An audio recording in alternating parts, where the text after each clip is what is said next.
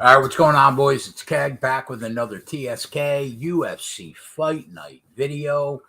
I was trying to hold out until my next door neighbor stopped mowing his lawn, but clearly that's not going to happen anytime soon. So we power on, hit the like button, hit the subscribe button if you're new to the channel.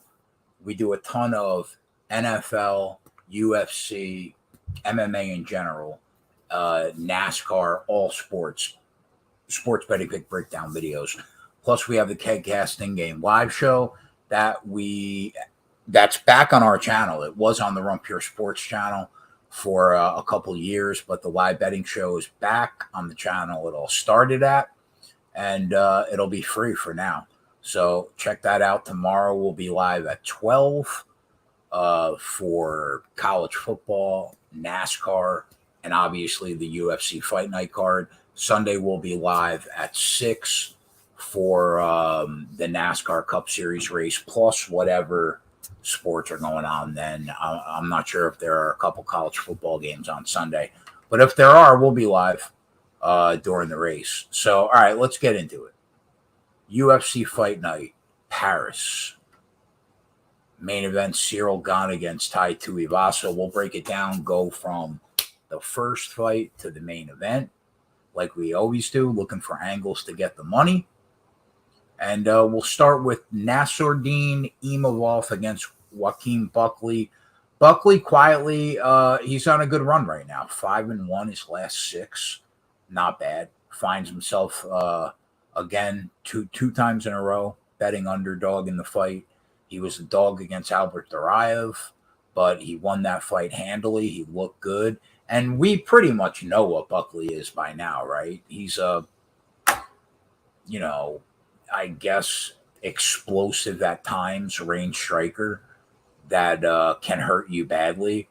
But he's not that big for the division. Size can be a problem. But in this fight, even though he's got a 5-inch reach disadvantage, he does have an inch reach on Imavov. So that really shouldn't be an issue here. His wrestling has really improved a ton from fight to fight. So is his cardio. His gas tank has improved tremendously. If you look at that Kevin Holland fight in terms of where his wrestling was and where his gas tank was from then until now, he's clearly made improvement. On the flip side, Imavov, another really solid range striker, always pressuring, always moving forward. He tries to box people into a corner when he can. If he can do that, he'll let his hands go and he'll try to end it.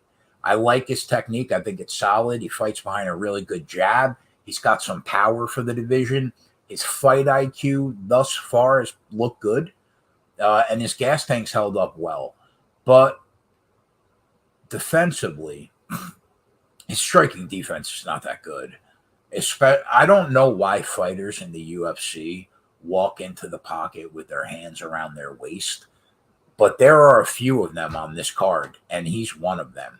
On the ground, though, I think Imavov pretty solid. I think he flows well from striking to takedown attempts. His level changes are good, but in terms of his, BJJ ground game, all four of his submission wins came before he joined the UFC roster. So he was able to submit people on the regional scene, but he hasn't had really much success on this level. So the odds open Imavov around minus 180. He currently sits minus 240 right now. Comeback on Buckley is about plus 200. I've gone back and forth on the fight all week, but I'm going to stick with who I think is the better striker. And this fight should be on the feet the whole 15, if I had to guess. And Imavov is just the better striker. I'm concerned about his defense. He could easily circle into a head kick KO loss. Wouldn't shock me, especially from Buckley. But we can't lay the money line here. Definitely a dog or pass spot from that perspective.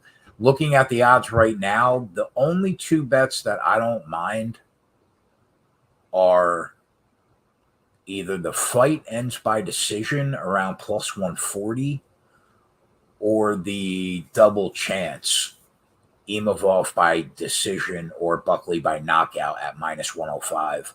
I don't know if I'm going to get there on either of them, but if I was going to send you guys in a direction, that would probably be the direction I would send you in.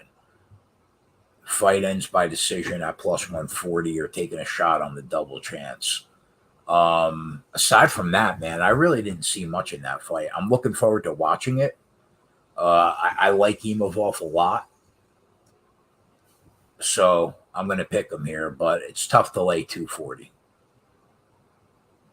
All right, next fight. Faraz Ziam against Mikhail Figlak.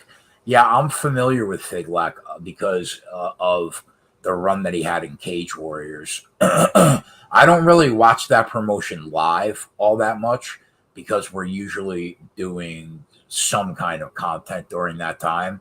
But I pretty much watch all the replays. And I like what I've seen. He's technically sound on the feet, always moving forward, throws combinations in the fire. And sometimes he's content to keep the fight standing because he's usually successful. And sometimes he'll level change in the pocket to grab takedowns.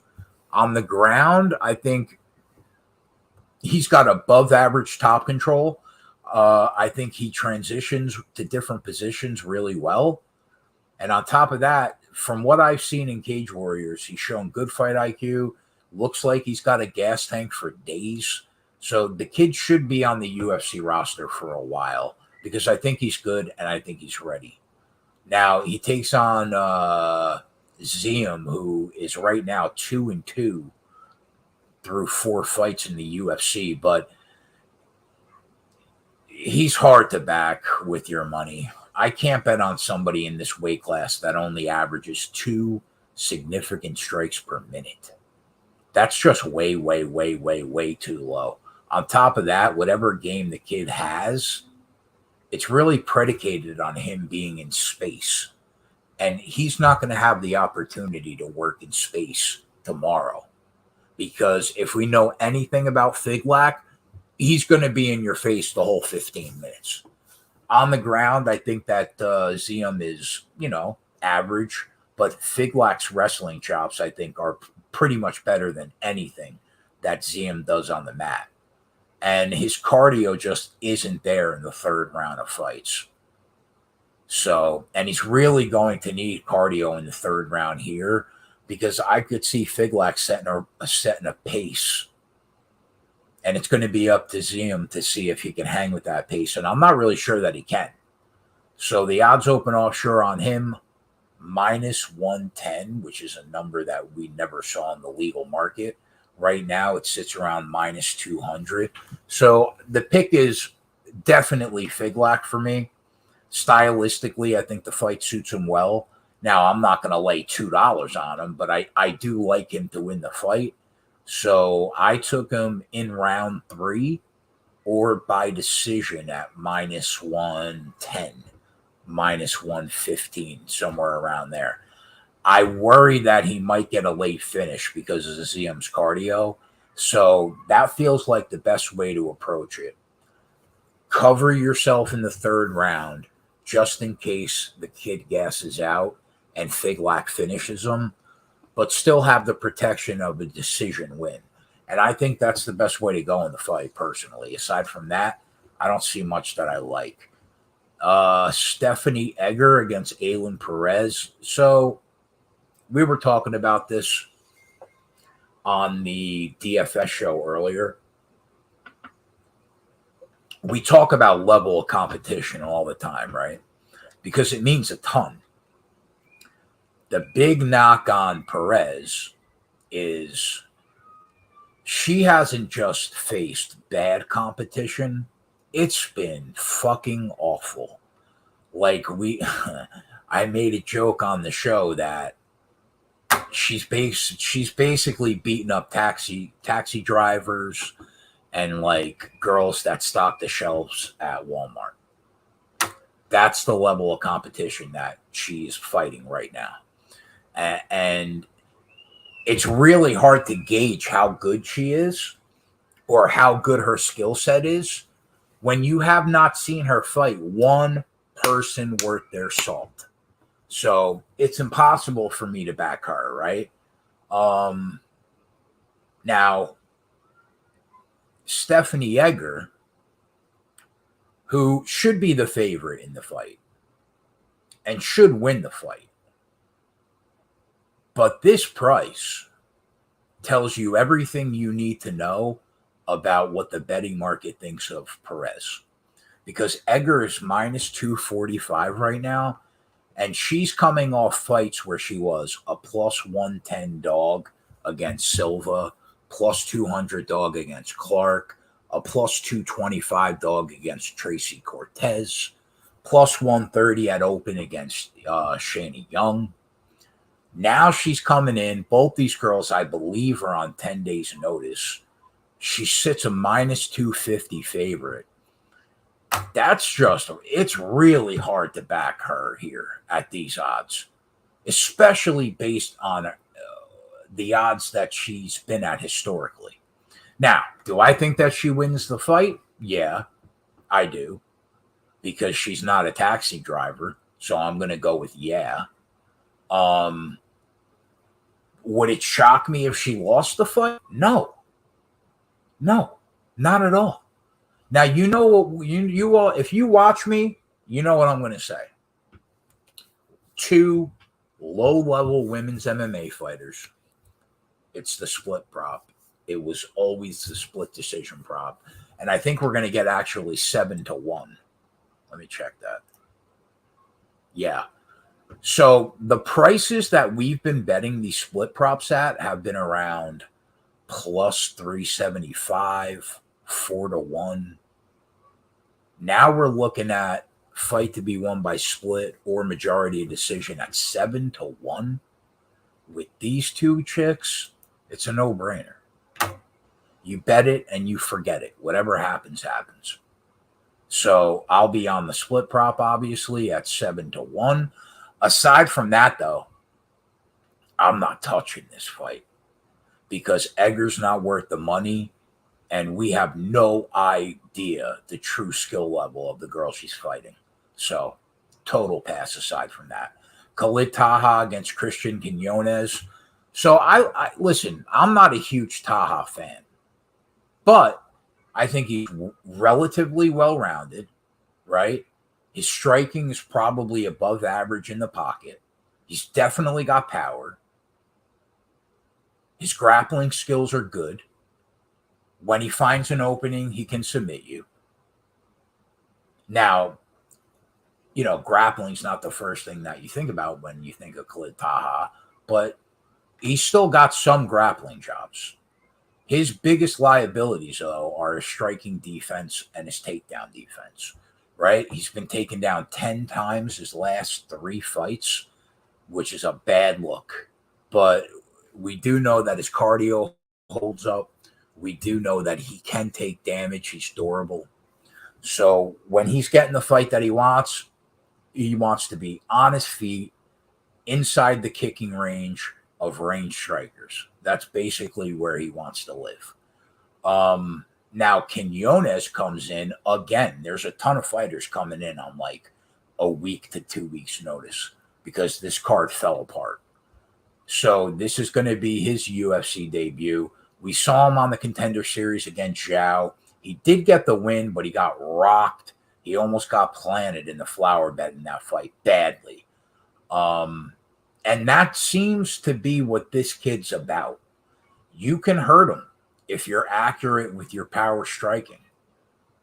The majority of what I saw from him on the regional promotion in Mexico, he fought a decent level of competition, much better than some of the other fighters on this card.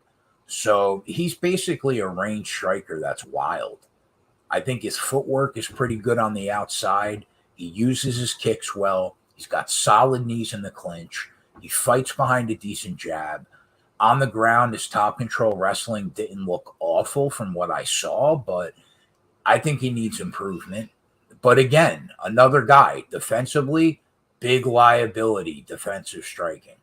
He relies way too much on head movement, and that's not the best considering that his hands are around his waist every time he enters the pocket. And that seems to be a theme in this on this card. Multiple fighters that walk into the pocket with their hands around their waist. The odds open offshore. One more thing is cardio. His cardio has not been great late. Towards the end of round 2, early round 3, his cardio basically shits the bed. And Khalid Taha ramps it up, especially when he sees people slowing down. So that's definitely a bullet point to keep an eye on here. So the odds open offshore, Taha minus 150. Right now, he is minus 120.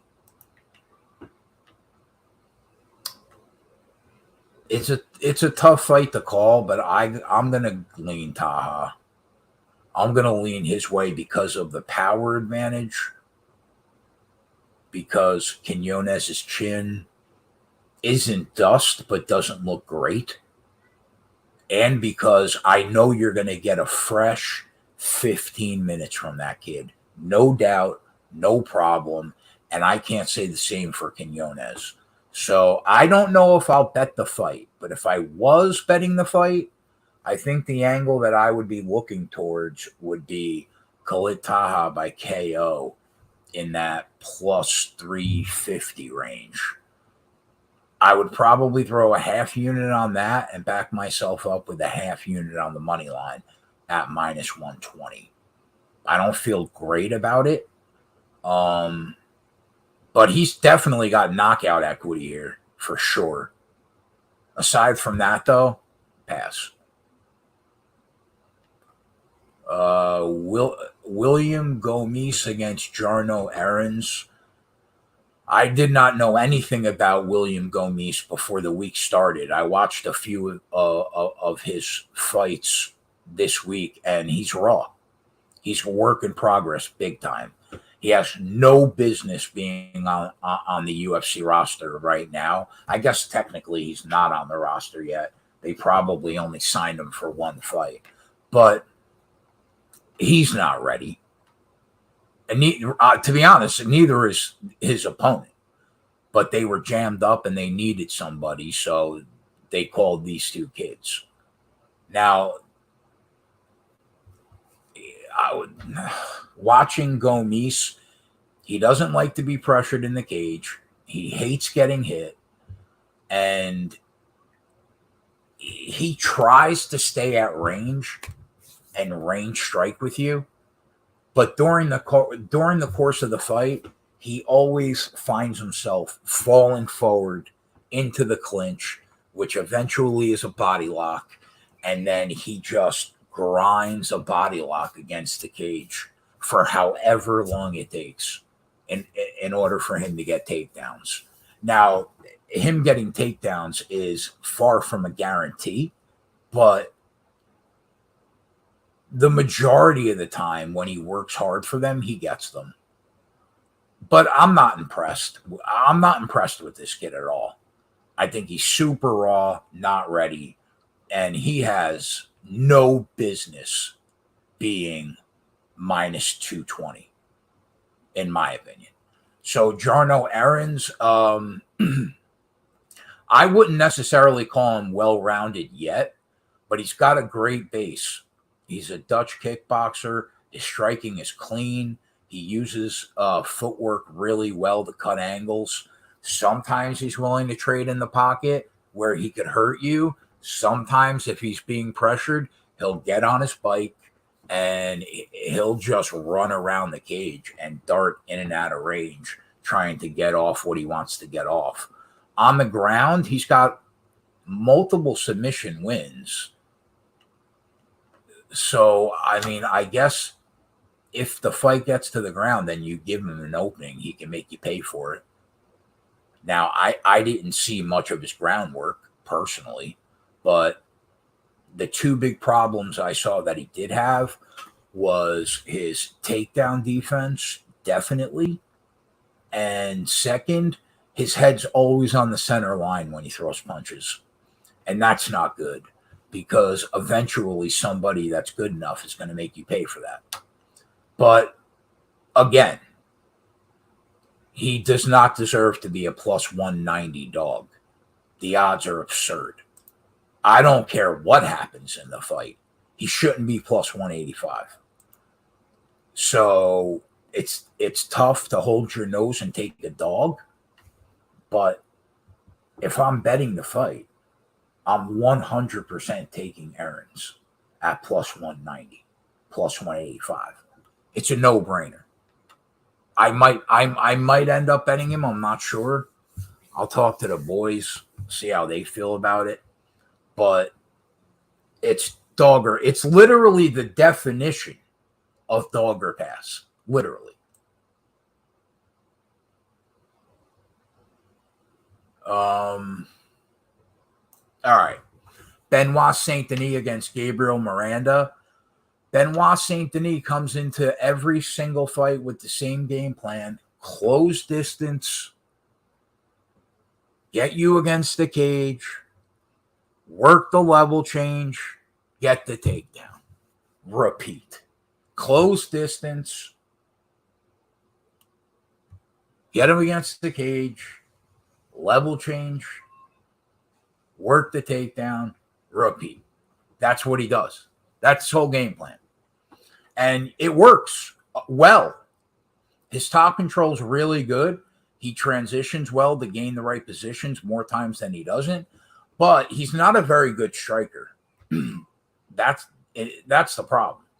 If you can stay on your feet against him, he's sloppy. He's super hittable. The technique isn't there. And his striking defense isn't technically sound either. But he doesn't have to be, really, because he's really good at getting you in the position that he wants you to be in. Now, his fight IQ, we haven't seen a ton of this guy, but his fight IQ looks good so far. His cardio looks like it's on par with the division. All in all, I like the kid. I don't think he's that bad. Now, Gabriel Miranda, I've only watched the 3 fights that he had in Brave, but his cardio sucks. First rounder bust, definitely. When you consider the fact that, maybe he's gotten 90 seconds off the stool in round 2, but from what I saw, his cardio did not look great. He's got 16 pro wins. 15 are by sub. So if you're going to bet this kid, and I might bet him to use it as a hedge, but if you're going to bet him, take him by submission in round 1. Or go over to FanDuel and take like submission in round 1 or 2 combo. Use that as your hedge, because it's his only prayer to win the fight, in my opinion, right? Because with the pace that Benoit Saint Denis fights at, there's no way this kid's cardio holds up a full 15. I just don't see it. So the odds open offshore, Saint Denis minus 185. Now he is minus 285. And he's another guy that 8 of his 9 wins are by sub. 23 of 25 wins between these two guys have come by way of submission. So it's like, how do you not bet fight to end by submission at plus 120? Seems like an absolute no-brainer, right?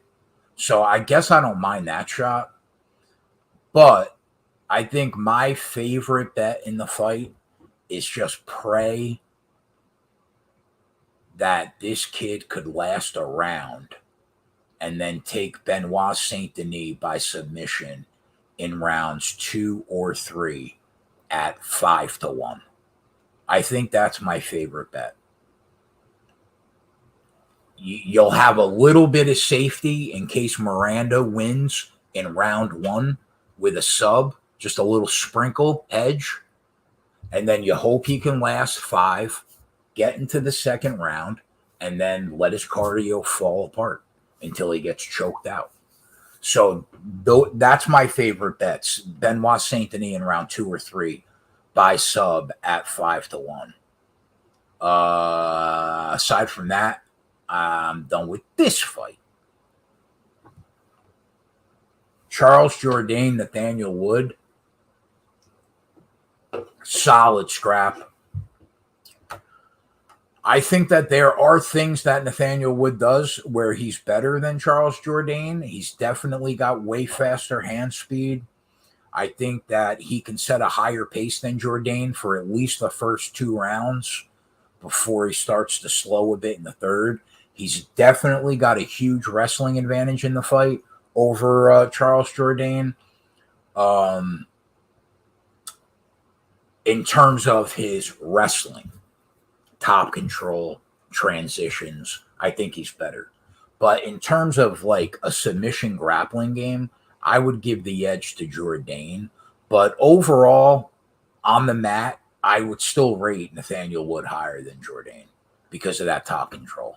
So for Jourdain, in my opinion, he's the better striker 100%. And this is an interesting fight because Nathaniel Wood has made the move to 145. He used to fight at 135. So now he steps up in weight. This might actually be the second time that he stepped up in weight, I think. But he's fighting a guy in Charles Jourdain who fought at 155.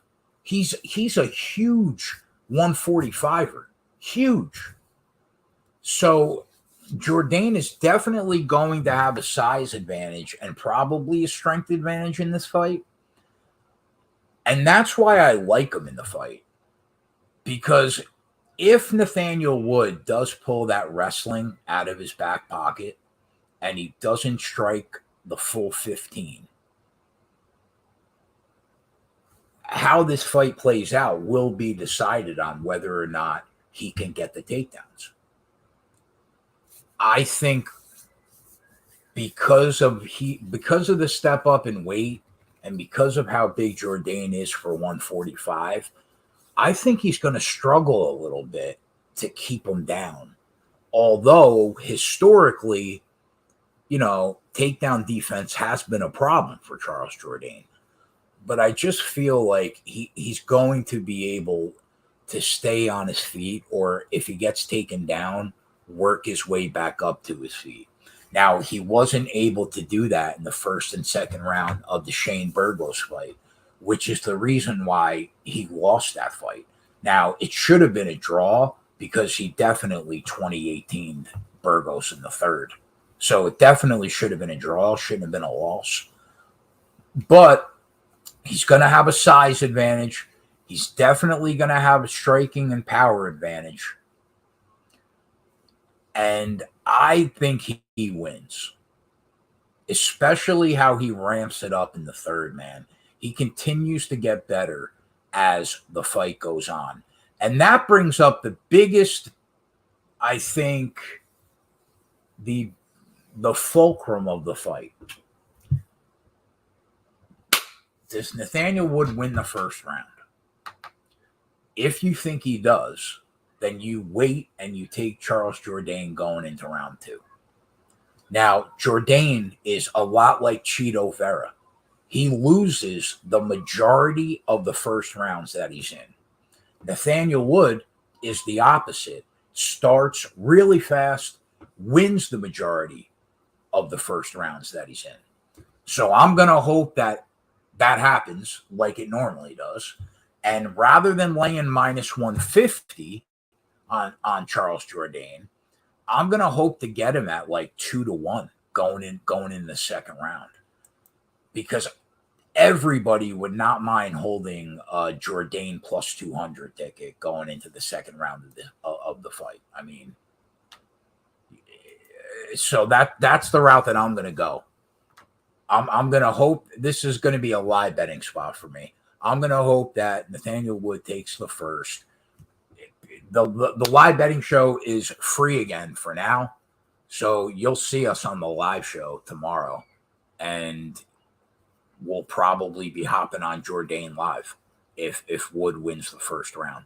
Aside from that, I didn't see anything else I loved in terms of the odds. I'm done with that one. All right. Fulcrum, college word of the day. Oh, Johnny boy, fathead, where the fuck have you been my whole life? Jesus Christ. It's like a long lost cousin. All right. Abu Supi and Magomedov. Yeah, I said it. Against Dustin Stoltzfus. So Magomed comes in from KSW, comes in from PFL. And from what I've seen of him, offensively, the kid seems super legit. Definitely carries power. He throws volume. He throws combinations in exchanges. His kicking game looks good. His takedowns are ridiculous. Like, just picks you up and just slams you on the mat. And if you give him openings, he can submit you. So offensively, I think he's well-rounded. I think he's UFC ready. But defensively, he's there to be hit for sure. But he tends to give more damage in the pocket than he takes. And I guess that's the most important thing. But he is there to be hit in the pocket, especially that counter check hook. Now, the biggest issue for him right now is inactivity. He has not fought in 2 years. And I hate unknown variable, right? So how is he going to look? Who knows? It's been 2 years. If he's been training, which you assume that he has been, he should progress, should continue to get better in these last 2 years. But we're not really going to know until he's in the cage. Is ring rust going to be a concern? Possibly. We don't know. But from what I've seen, I've liked. Now, his opponent finally grabbed his first UFC win last time out. He was, I think, he was 0-3, and now he is 1-3 in the UFC. But like I mentioned on the show earlier, if you're gonna dog him for being 1-3, you at least have to say that, like, the level of competition that he's lost to has been really good. He lost to Mearshart, he lost to Kyle Daukaus, and he lost to Rodolfo Vieira, and he was able to pick up a decision win last time out against Dwight Grant. My big problem with this kid is that he hasn't looked good in anything he does. Nothing he does sticks out to you, and you're like, that's how he's going to win the fight. It's just not there for him.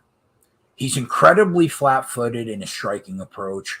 His hand speed is slow. He carries no power for the division. On the ground, his wrestling chops, I guess, are okay. He's got a BJJ black belt, but listen, man, all black belts are not created equal, and that's just a fact. So, and on top of all that, he tends to slow down in the third rounds of fights for the most part. So I'm not a big fan of this kid. The odds opened offshore, Magomedov minus 220. He currently sits minus 285. I'm not laying the tag, okay? I can't lay that tag.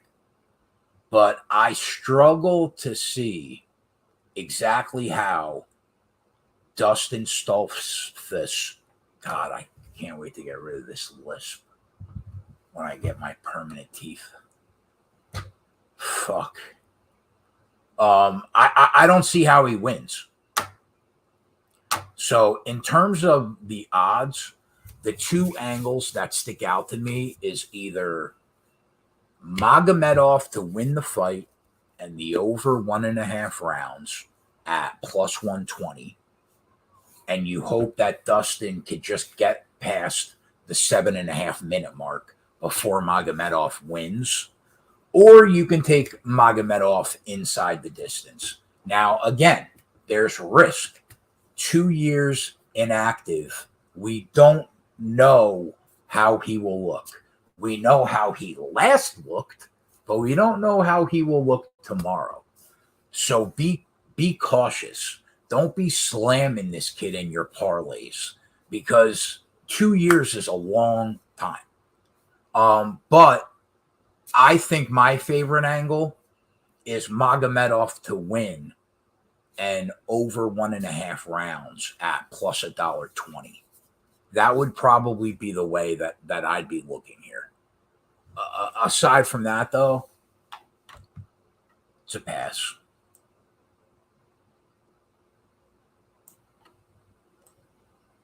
All right, where are we at?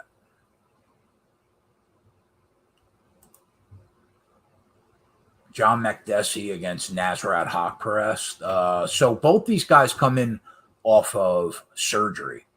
Haqparast had the hand surgery after the Bobby Green fight, and John Makdessi comes in off leg surgery, which he had immediately after his last fight, right? So I don't like.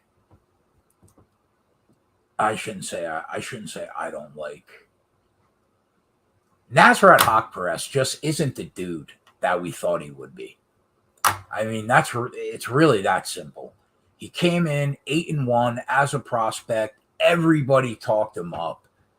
And the cold facts are he is 5-4 through 9 fights in the UFC. And he's not that dude. He just isn't. I thought that, but to be fair, he's still a good MMA fighter. Let's be fair. He's still a good fighter. He fights behind a great jab. He throws volume. Sometimes he throws volume. He carries power with that left hand. But, you know, that power really hasn't translated to the UFC level. All those knockouts came on the regional scene, not since he entered the UFC, right? But overall, when he's getting the fight that he wants, he's on his feet, he's dipping in and out of range, behind that jab. He's basically a boxer that really hasn't shown a ton of power. He's a kickboxer that hasn't shown a ton of power on the UFC level, right? And I think that his biggest liabilities are if somebody wants to get him to the ground, they will. Dan Hooker went, 3 for 3, I think, on takedowns when he decided that the fight's going to the ground. It's going to the ground. Now, his takedown defense numbers look really good because he's fought predominantly strikers during his UFC run. But, you know, and my second issue with this kid is his chin. Yes, he's only been knocked out one time, but we have seen him planted a couple times. He's been on rubbery legs more than once where he was able to grit through it, get through to the end of the fight, whether it was a win or a loss. But that chin appears to be wearing slowly. Now, John Makdessi, old, 37 years old dude, another striker that's going to meet Haqparast right in the middle of the cage, fully willing to stand in front of him the whole 15 minutes. And listen, back in the day, like when Makdessi was really active, I liked him. I thought he was a solid fighter. Now, he has struggled against southpaws. I was watching, shout out to my guy Clint, had Dan Tom on from MMA Junkie, and Dan brought up a great point about how Nasrat Haqparast has struggled against southpaws. And it's true. He lost to Trinaldo. He lost to Alan Patrick. Yancy Medeiros fought the majority of that fight from southpaw stance. So, yeah, it must be mentioned that Makdessi has never beaten a southpaw before. That's a concern. Definitely. But to me, Nasrat Haqparast shouldn't be minus 230 against anybody in the division. Nobody. So the odds open Haqparast minus 200. He currently sits around minus 230. If this was a coin flip fight and the odds were minus 110, I probably would take the shot on Nasrat, but it's not. And at plus 205, I could see myself taking a small shot tomorrow on John Makdessi at these odds because I think they're a little disrespectful. I do. So it's dog or pass for me. I didn't really see any of the props that I liked. I went through the list and I didn't see much. I think if I was going to bet the fight, I would just take the shot on the dog. I'll talk to the boys, see what they think about it, but I'm definitely leaning Makdessi because of the value in the number. Aside from that, pass. Alessio Di Chirico versus Roman Kopylov. I cannot believe in 2022 that this fight is the fight before the co-main event. It's unbelievable. It's unbelievable. You can make an argument that the Chirico should be bagging groceries. I mean, he's got one win in his last 5 fights. He averages about 3 significant strikes per minute, so his volume is super low. He doesn't throw combinations often. His power striking game becomes incredibly predictable because he's only throwing one shot at a time. There's never anything behind it. Occasionally, he can luck box into like a head kick knockout, maybe. Let me tell you my problem with this kid, and it correlates to when he stopped winning. 5 fights ago, he stopped using his wrestling and his grappling. And I don't know why, but Alessio Di Chirico became primarily a striker. And that's when he stopped winning fights, at least on a consistent level. So because of that, he's had way less win equity the last 3 years. And I don't know why he would start wrestling in this fight when he hasn't wrestled really for about 3 years, if you go back and look at the correlation. Now, as for Roman Kopylov, hasn't been very active. He's only fought a couple times in the last 4 years. 4 years. I don't know why. I can't find a reason why he's so inactive. But it's a concern. We hate unknown variables, especially in the fight game. And I'd be lying if I didn't say it was a concern. Now, his last fight against who did he fight? Albert Duraev. He dropped him once or twice in that fight, but he still lost a pretty dominant decision. He was completely gassed out in the 3rd round of that fight. Now, he's a southpaw that actually used to look good on the feet behind a nice jab that he used to set up with his range striking game. And it was really effective on the regional scene. If you go back and you watch some of that regional tape, you're like, this kid's a problem. This kid's going to be a problem. But it hasn't really translated to the UFC level. Defensively, he moves his head off the center line well.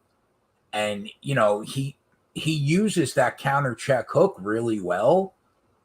But it's hard to know exactly where he's at because of the inactivity.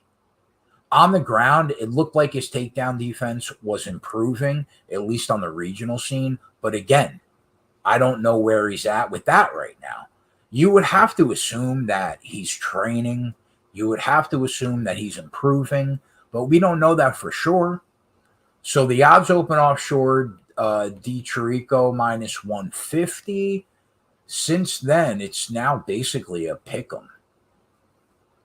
That's probably where the line should be, in my opinion. Probably a coin flip.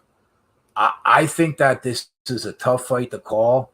I think it's a scary one to get your money involved in. But there was one bet that I liked. Without a doubt, I think if somebody is going to end the fight inside the distance, Roman Kopylov is an overwhelming favorite to do it inside the distance. And I don't understand why the finish only line on him is even money. It doesn't make sense to me why it's even money. My only guess can be because his finishing rate has not translated over to the UFC level. That's the only reason why I could think he would be even money on the finish only. But that line is wrong. It's objectively wrong. So the one bet that I like in the fight would be Kopylov by finish only at even money. Because even if Alessio Di Chirico actually pulls out the wrestling out of his back pocket and takes him down, what's he going to do? He's probably going to grind out an ugly, boring decision. I don't see him finishing him. So yeah, that's the one bet that kind of piques my interest a little bit. Roman Kopylov by finish only at even money. And you know what? If it's a decision, you push, you get your money back. No harm, no foul. All right, co-main event time.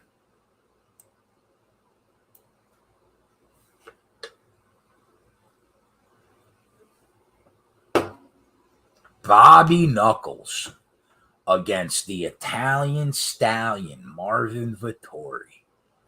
Now, this is a fight we could sink our teeth into. This is the kind of fight that gets you up in the morning. So, couple fighters in the UFC. Now, we talk about this all the time. Who are the two guys currently in the UFC before the Leon Edwards fight that would have been champions if it wasn't for the champion? Colby Covington and Bobby Whittaker. Robbie Whittaker, he would be the champion for 3 years now, maybe longer, if it wasn't for Israel Adesanya. Now, the same could be said for Marvin Vettori. If you go and look at his record, it's flawless, with the exception of Israel Adesanya. I love these guys. Love both of them.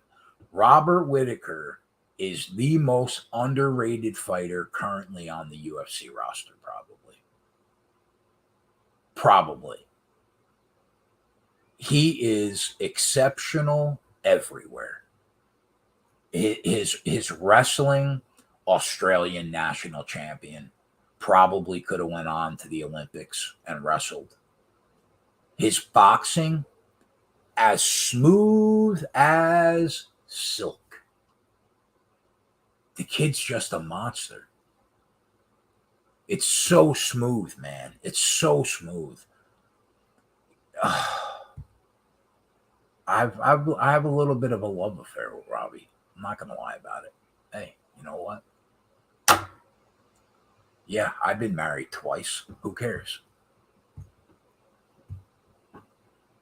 But anyway, yeah, his striking is smooth from range, where he falls back on that black belt in karate sometimes also. And he's explosive in the pocket. His combination work and the angles that he cuts are dumb. They're just so good, man. And we know he's got legitimate bricks in his hands. He could put you down. He can end you at any time. On the ground, I already told you, Australian National Wrestling Champion in 2015. And you can see why, man. His top control is so underrated. And his transitions into different control positions, so underrated. His takedown defense, so underrated. And he's going to need it on Saturday for sure because, listen, Marvin Vettori is a very similar fighter to Robert Whittaker, except he's just not as good of a boxer. That's really it. He's another wrestle boxer that has phenomenal takedowns, phenomenal top control wrestling, phenomenal transitions, phenomenal gas tank, a ridiculous chin. Marvin Vettori is no joke. He is an exceptional fighter, but where he lacks in comparison to Robert Whittaker is he's just nowhere near technically sound on the feet. And I think that if the fight is going to stay on the feet for 15 minutes, I just don't see how he can beat Robert Whittaker. Not if it stays on the feet. And you can't count on Marvin Vettori to go the takedown route. Sometimes he'll go in there and he'll ragdoll somebody like Kevin Holland. And then sometimes he'll go in there and he'll be right in front of Paulo Costa's face for 25 minutes or however long that fight was. You just can't count on him to go the takedown route in terms of a game plan. Now, if he does that, there's no guarantee that he'll be successful because Robert Whittaker's takedown defense is really, really good. But at least we know that that's Marvin Vettori's best path to victory. Get the takedowns, use your top control, and just try to ground and pound and wet blanket him. Because I think if it stays on the feet, he's going to get beaten badly. I don't think he'll get knocked out because at this point, his head looks like it's made of stone. But I have to pick Whittaker here. I was so close early in the week to taking the shot on the dog money, but I can't do it because I think he's going to lose. So I'm going to take Whittaker by decision at minus 105. I think I took it already. It might be like minus 110 now. But yeah, Whittaker by decision is the way that I'm going to go.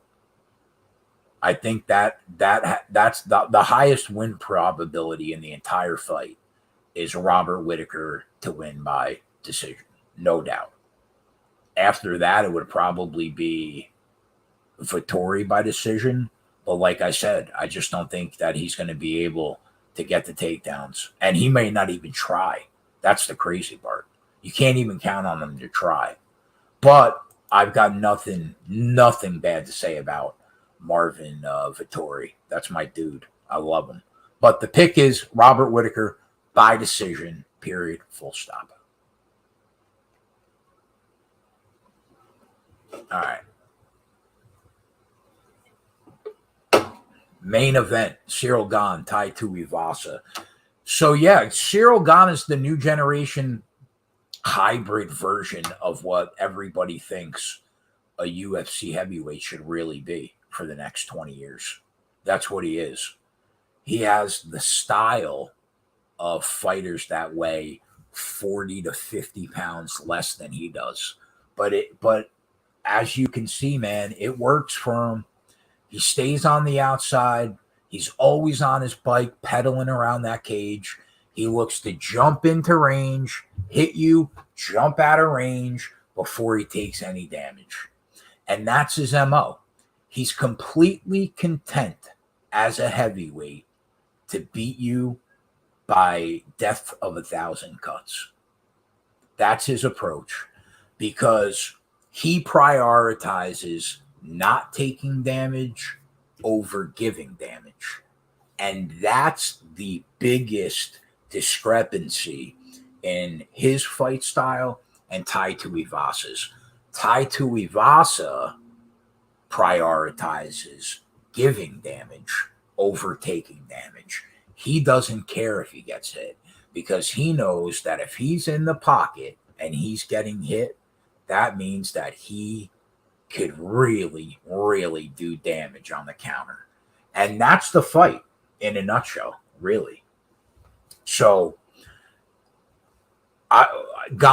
Cyril Gane, I think, on the ground, he's got legitimate skills, slightly above average, probably. His top control wrestling is good, but, he hasn't submitted anybody in the UFC since his first 2 fights against Pessoa and Dontel Mays. But he's had multiple fighters in trouble since then, but he just wasn't able to submit them. And like I said, Tuivasa, polar opposite, man. He doesn't care how much damage he takes as long as he can hurt you. And he's probably most dangerous when he's hurt because it lets the guard down of his opponent, and that's when he could really devastate you with a kill shot. And that's his whole game in a nutshell. Will he be able to get the KO shot?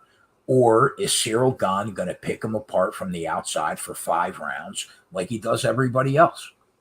If you're going to bet Tai Tuivasa this week, don't bet the money line.